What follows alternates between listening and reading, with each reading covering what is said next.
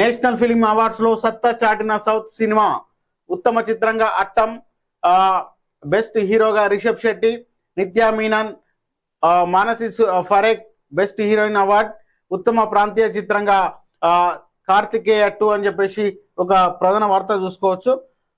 జాతీయ చలనచిత్ర అవార్డులో south cinema సత్తా చాటింది. తమిళ, కన్నడ, మలయాళ సినిమాలకు అవార్డుల పంట పండింది. 70వ నేషనల్ ఫిలిం అవార్డ్ శుక్రవారం కేంద్ర సమాచార ప్రసార మంత్రిత్వ శాఖ ప్రకటించింది. డిసెంబర్ 2022 నాటికి సెన్సార్ అయిన సినిమాలకు ఈ అవార్డులను కేటాయించింది. జాతీయ ఉత్తమ చిత్రంగా మలయాళ సినిమా ఆట్టం నిలిచింది.